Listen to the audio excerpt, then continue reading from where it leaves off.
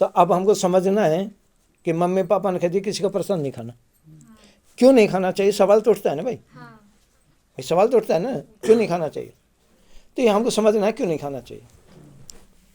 कि जैसे मान लीजिए ये मेरा मानना है, मतलब जो मेरे समझ में आया पड़ा है ना वो बता रहा हूँ मैं, आपको मानना है नहीं मानना है ये आपकी बात है। मेरे को ऐसे समझ में आ रहा है कि जैसे प्रसाद मीन्स झूठन, प्रसाद मीन्स झूठन। जैसे मान लीजिए हमने किसी भी देवी देवता को भोग लगाया तो इसका मतलब हमने उसको जिमा दिया, जिमा दिया, और शेष जो बच्चा वो उसकी झूठन रह गई। भाई जिसमें अब थाली में हम चूरमा लेके गया और वो चूरमा में से हमने वाको जिमा दियो, जैसे हाँ भूमि बाबा को जिमा दियो जैसे, ठीक है ना, भोग लगावा को मतलब है जिमाबो, उनको भोजन कराना। अब हमने भूमिया बाबा को जिमा दियो तो भूमिया बाबा ने तो जिम लियो, अब जो शेष बचो जो वाकी झूठन है, वाकी झूठन है। अब वो झूठन यानी भूमिया बाबा की झूठन प्रसाद है, तो वो कहते हैं ये भूमिया बाबा से बच्चे जो है और यहाँ में तुम भी ले, तुम भी ले, तुम भी ले, तुम भी ले। झूठन में प्रसाद मीन्स झूठन, यानी जो शेष बचता है वो झूठन है। अभी समझने की बात है कि विचार करो ये तुम्हारी दादी है, ठीक है, तुम पूरे परिवार को झूठन इकट्ठो करके अगर आप खिलाओगा कैसा लगेगा, गंदा लगेगा ना। और जिस दिन दादी को पता चल गई तो बुरा लगेगा, अम्मा को बुरा लगेगा, खुद को भी, और अच्छा नहीं लगेगा ना, अच्छा नहीं लगेगा। डंडो ना ले रहे अभी। तो जब उसको पता चलेगा कि भाई ये हमको सब परिवार की झूठन खिला रहे हैं तो उसको बहुत गलत फील होगा, होगा ना भाई। अभी जैसे मान लो साहब सबके बाप हैं, साहब तो साहब के बाप हैं, साहब सबके बाप हैं, बेटा का होके ना है और बेटा होकर होत रहे सो तो साहब ना है। यानी जो साहब हैं, साहब को कैसे पहचाने कि साहब कौन है, तो राजनीति से समझाऊं थोड़ा सा कि जैसे स्कूल का चपरासी, उसके ऊपर मास्टर साहब है, क्यों मास्टर को कुर्सी पर पानी पकड़ाएगा, चपरासी है ना, उसके ऊपर कौन साहब है, मास्टर। मास्टर के ऊपर प्रिंसिपल साहब है, प्रिंसिपल के ऊपर कलेक्टर साहब है, कलेक्टर के ऊपर मंत्री साहब है, मंत्री के ऊपर प्रधानमंत्री साहब है। तो जो यहाँ से नीचे हैं जो साहब कैसे हुए भाई, उनके ऊपर तो फिर कोई साहब है। अब प्रधानमंत्री के ऊपर भी साहब है, राष्ट्रपति। अब राष्ट्रपति के ऊपर कौन साहब है, राष्ट्रपति देश का प्रथम नागरिक होता है, कोई नहीं, प्रथम नागरिक होता है, उसके ऊपर कोई साहब नहीं है ना। यानी राष्ट्रपति किसी को साहब बोले ये अलाउड नहीं है, क्योंकि उसके ऊपर कोई साहब नहीं होता। यानी उसी तरह से जो साहब है वो सबके ऊपर है। जब तुम्हारा जन्म हुए, तुम्हारे बाप को जन्म हुए, तुम्हारे दादा को जन्म हुए, जब ये एक ही बात की सुमर साहेब को नाम जानतो को जन्म दियो, और जो जन्म देता वो बाप होता है। कौन होता है, तो साहब सबके बाप है, यानी उसके ऊपर फिर कोई साहब नहीं है। और ये जितने भगवान हैं इनके ऊपर सबके ऊपर साहब है, जितने भी देवी देवता हैं इनके ऊपर सबके ऊपर साहब है। तो हम उसको साहब क्यों बोलते हैं, मतलब अपन भाषा में बोलते हैं साहेब। साहेब जैसे बिहार की भाषा है साहेब, अपन साहब बोले ना, ऐसे वो साहेब बोलते हैं। यानी छत्तीसगढ़ में साहेब बोलते हैं, साहब को क्या बोलते हैं, साहेब। जैसे चपरासी मास्टर को क्या बोलोगे, साहेब। मास्टर प्रिंसिपल को क्या बोलोगे, साहब, है ना। तो अपन बोलते साहेब और बोलते हैं साहेब, यानी एक मात्रा का फर्क है, मतलब दोनों का एक ही है। तो जो सबका बाप है, अब उसकी शरण में हम चले गए तो वो तुम्हारे दिल में वास करेगा। कहाँ वास करेगा, दिल में वास करेगा। जो हम खाएंगे पानी पिएंगे तो साहब को प्राप्त होगा, हम खाना खाएंगे तो किसको प्राप्त होगा, साहब को प्राप्त होगा। उसी तरह से जो सबका बाप है वो हमारे घट में वास करता है, और ये जो हमारा शरीर है उसका मंदिर है। जिस घट में परमात्मा का वास होता है वो घट मंदिर हो जाता है, जैसे जिसमें मूर्ति भगवान की होती है वो मंदिर है ना भाई, उसी तरह से इसमें साहब अगर आत्मा में वास करते हैं तो ये मंदिर है, ये मंदिर है जिसमें परमात्मा का वास है। और सब घट मेरो साइया सुनी सेजन कोय, बलिहारी वा घट की जा घट प्रगट, कि परमात्मा तो सबके घट में वास करता है, लेकिन बलिहारी उसकी है जो अपने अंदर परमात्मा को समझ ले, जान ले। जब तुम्हारे अंदर जब सब का बाप है जो वास करता है, अगर तुम किसी का झूठन खाओगे तो उसको भी प्राप्त होगा ना भाई, उसको भी प्राप्त होगा। जब उसको प्राप्त होगा तो कैसा लगेगा, उसको कैसे बुरा लगेगा, अच्छा लगेगा, बुरा लगेगा ना भाई। जो सबका बाप है और ये सभी उसके नीचे हैं, तो इनकी सबकी झूठन खाएंगे तो उसको कैसे। जीव संसार का परमात्मा का अंश है। तो ये जितने भी अंश हैं ये सबकी झूठन अगर हम खाएंगे तो उसको बुरा लगेगा। और ये तो सारे परिवार की झूठन मुझको ही खिलाते हैं, जैसे दादी को बुरा लगता है ऐसे उसको भी लगेगा। अभी दूसरी बात है, उसका लॉजिक समझ लो फिर, कि जैसे कोई या तो मन्नत का प्रसाद चढ़ाता है, जैसे मन्नत मांगी और उसकी मन्नत पूरी हो गई और वो प्रसाद चढ़ा देगा। या फिर जैसे कोई सो तीथर कबूतर मर जाए और फिर वो कहे भगवान को पतो भी नहीं चलना चाहिए, अब बाप तुम हो गए, पर या कोई को पतो भी नहीं चले, मैं तेरे ही 51 रुपये का प्रसाद चढ़ा दूँ। यानी या तो मन्नत का होता है या कर्म का चढ़ाया हुआ प्रसाद होता है। जब पाप किसने किया, जो पर चढ़ाने वाले ने। मन्नत किसने मांगी, प्रसाद चढ़ाने वाले ने। जब पाप उसने किया, वो अपना पाप को हल्का करने के लिए उसको 51 रुपये का प्रसाद चढ़ा करके और एक एक पैसा 2-2 पैसा सब में बांट देता है कि इस पाप में तुम सब लोग शामिल हो। आपका भागी बनाओ सबको। जिस प्रसाद में अगर भार है, भार का मतलब समझे ना, लोड, हाँ, कर्म का लोड हो या मन्नत का लोड हो, जिस प्रसाद में कर्म का या मन्नत का लोड है तो उसमें हम लोगों को शामिल किया जाता है भोगने के लिए, कि उसको 2 पैसे ही भोगना पड़ेगा। 2 रुपये का दंड 2 पैसे में भोगना पड़ेगा उसको, 2 और 2 पैसे तुमने सबने बांट लिया। जब कर्म उसने किया तो हम उसके में भागीदार क्यों बनेंगे, यानी कर्म उसने हम वो क्यों भोगे। और मात्र प्रसाद मिठाई क्यों होता है, कोई कड़ी तो नहीं बांटता प्रसाद में।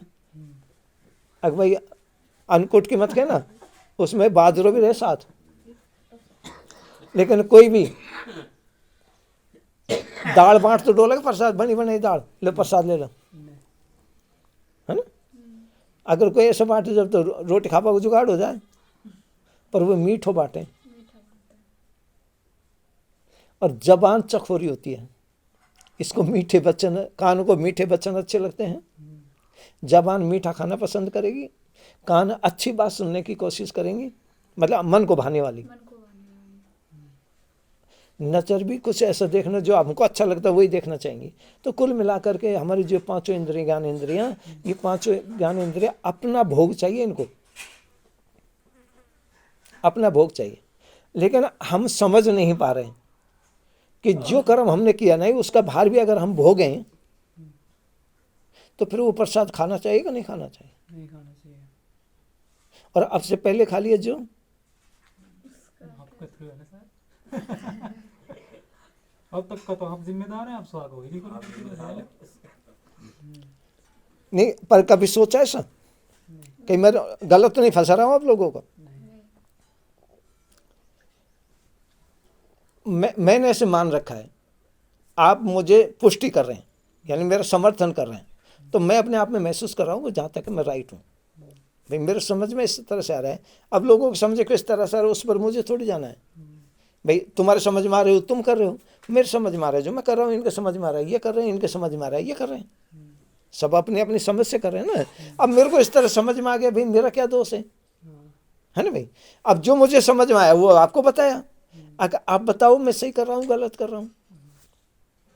तो जिसमें हमको लोड वहन करना पड़ रहा हो उस कर्म को हमें नहीं करना चाहिए। ये मेरे विचार हैं, ये मेरे विचार हैं। आपको अच्छा लगे तो मानो, नहीं तो मत मानो। तो हमको क्या करना चाहिए कि बंधन से मुक्त होने के लिए हमको किसी के भी कर्म भार में शामिल नहीं होना चाहिए। तो इसलिए कर्म उसने किए और वो प्रसाद के रूप में हमें वो भार बांट देता है, तो वो भार हमें प्राप्त नहीं करना चाहिए। तो मम्मी पापा ने जैसे आपको कहा कि किसी का प्रसाद नहीं लेना है, तब तक तो ऐसा लगता था कि भाई ये पता नहीं भगवान का प्रसाद के लिए भी क्यों मना कर रहे हैं, पर होगा कुछ, भाई कुछ होगा जब भी तो मना कर रहे हैं ना भाई। और अपन को तो इनकी बात माननी है क्योंकि मम्मी सही हो जाए, भाई बात तो वही हुई ना। तो मेरा अंगूरन में नमक चाहिए भाई, नमक चाहिए।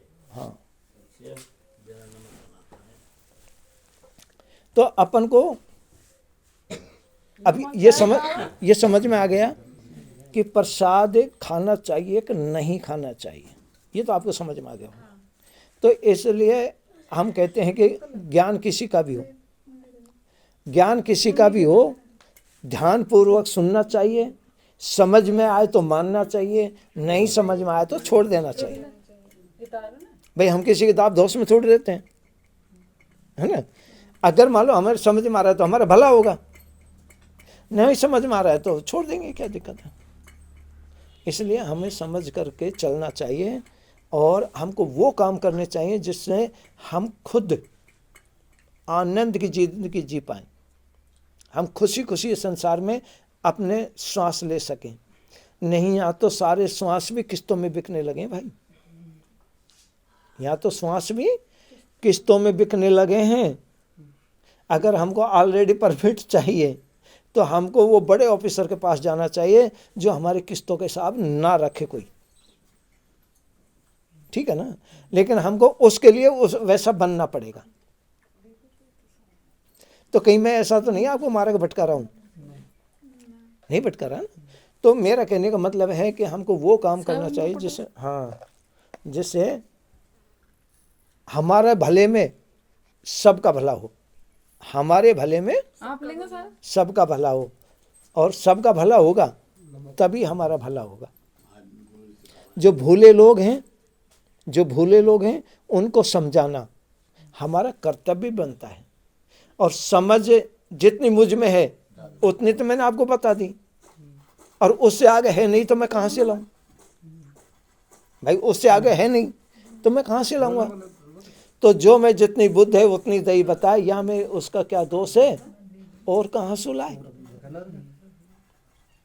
तो कोई भी बात अपन सुने, किसी की भी सुने, नहीं मेरी बात नहीं, अपन किसी की भी बात सुने ध्यान से सुने। कैसे सुने? ध्यान से। चाहे कोई गाली दे रहा है हमको, अगर वो कोई गाली भी दे रहा है तो उसको भी हम ध्यान से सुने।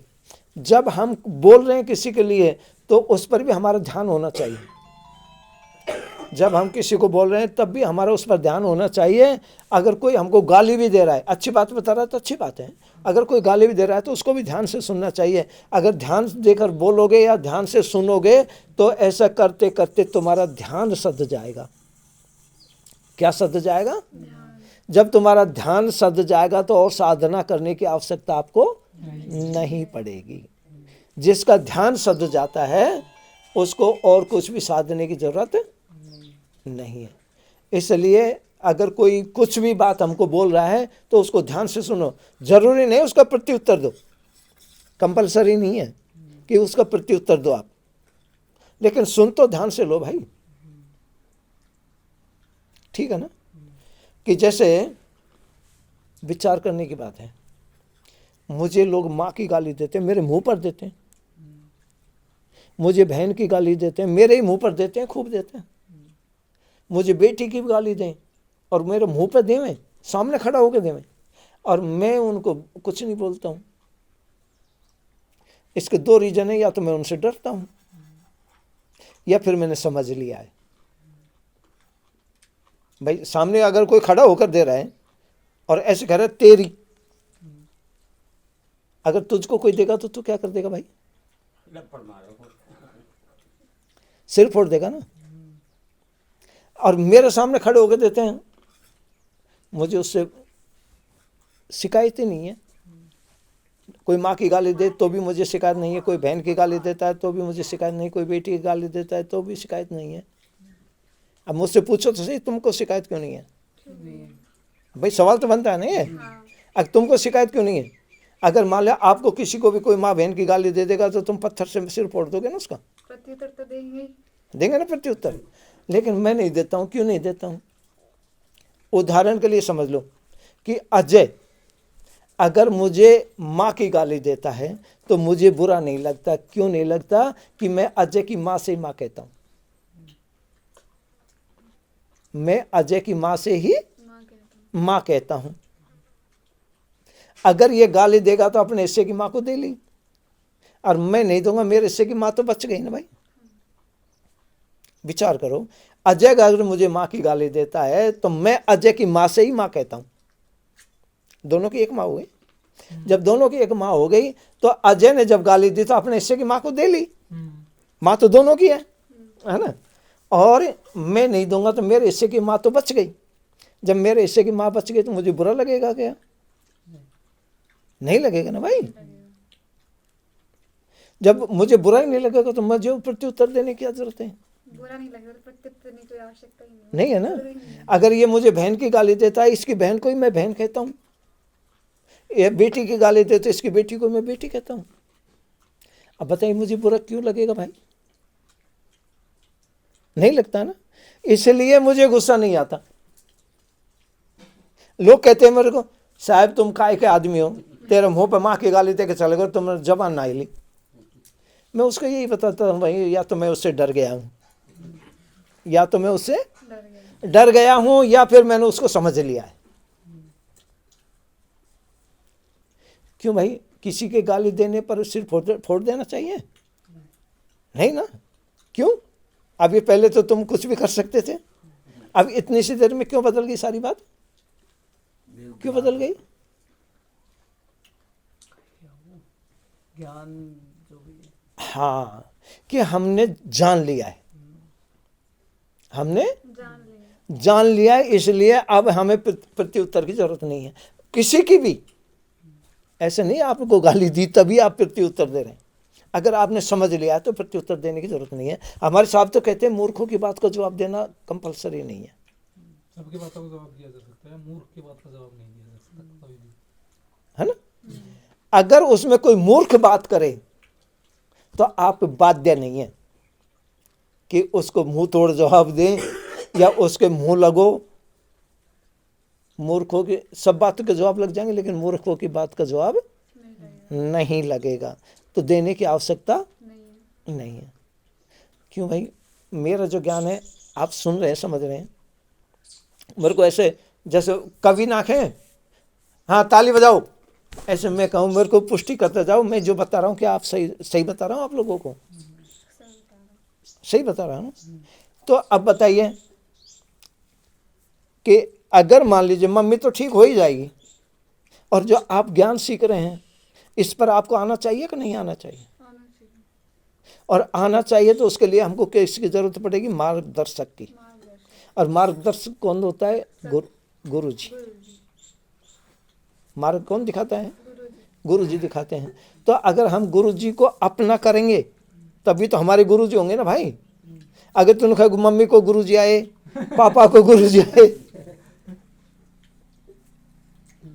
मम्मी पापा के गुरु जी के साथ साथ अगर हम भी उसको स्वीकार है कि भाई हमारे भी गुरु जी हैं, तो हमारा मार्गदर्शन होगा ना भाई। अगर तुम मान लीजिए कबीर पंथी होते हैं या साहब की शरण में जाते हैं, आप क्या गलत करेंगे? नहीं करेंगे ना। अगर मान लो आपको एक पर्दा हटने पर सत्य सामने आ जाए, इससे सस्ता सौदा आपको कुछ भी नहीं है।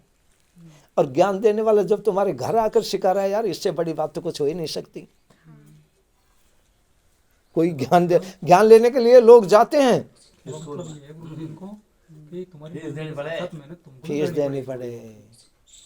साधना योग केंद्र बन रहे हैं, ध्यान, हाँ सतलोक आश्रम बने, ध्यान साधना योग आश्रम बन रहे हैं। तो हमारा कितना बढ़िया स्वस्थ सौदा है। और ये ज्ञान तुम किसी भी आश्रम में, किसी भी मंदिर में, किसी भी सत्संग में, किसी भी वाचक कथा में कहीं पर जाना, लेकिन जो मैं बता रहा हूँ आपको प्रैक्टिकल, यानी कबीर साहब का जो ज्ञान है ये प्रैक्टिकल ज्ञान है। जो कबीर साहब का प्रैक्टिकल ज्ञान है और प्रैक्टिकल पर जो खरा उतरता है वो कबीर साहब का ज्ञान है। नहीं मेरे जैसे मनचंडा लोग भी अपना ज्ञान घुसेड़ कर कबीर को नाम ले दें, नो कहते धूणा वाला भी कबीर पंथी है, धूणा को और कबीर को मेल ही नहीं है। ना साहब तो कहें कि अगन जलावे धूणा तपे तन जारे का होए, काम क्रोध मद लोभ मोह इन जारे सुख होए। तो कबीर साहब ने तो कभी धूणो ना तपे हो, कभी नहीं तपा। कबीर साहब का धूना का कोई सिस्टम ही नहीं है। लेकिन मनमुखी लोगों ने ये सब कबीर के नाम से जितने भी पंथ चलाए, कबीर के नाम से जितने भी पंथ चलाए 60 पंथ हैं। और सबने ये सोचा कबीर की दुकान अच्छी चल रही है तो मैं भी अपनी दुकान पर कबीर लिखवा दूं सही भाई। तो मेरी भी अच्छी चलेगी। जब तक आपको सत्य का परिचय नहीं करा सकता वो गुरु योग नहीं है। समझ रहे हो ना भाई? जैसे मान लिया आपको कोई गणित का टीचर है क्लास में और आपको गणित नहीं पढ़ा रहा, तो आपके गणित का टीचर कैसे हो सकता है? वो नहीं हो सकता ना। तो जो हमको एक भी सवाल हल करके नहीं दिखा सकता, आंसर दिखा नहीं सकता, तो वो टीचर कैसे हो सकता है? कई बार क्या है कि लड़के लोग खड़े होकर बताते हैं साहब ऐसा नहीं, इसको ऐसा करने पर होगा, तो उस टीचर को कैसा लगता होगा? लेकिन उसकी मजबूरी है, तनख्वाह नहीं मिला अगर नहीं जाए तो। अंगूर ज्यादा नमक पी लिया ना। तो हम जो आपको बता रहे हैं ये प्रैक्टिकल ज्ञान है, और इनको स्वीकार करना नहीं स्वीकार करना ये आपकी मर्जी की बात है। आपके ऊपर थोपा नहीं जा रहा है, केवल आपको परिचय कराया जाता है कि साहब का ज्ञान किस तरह का है। ना जरूर एक मन में ये भी मत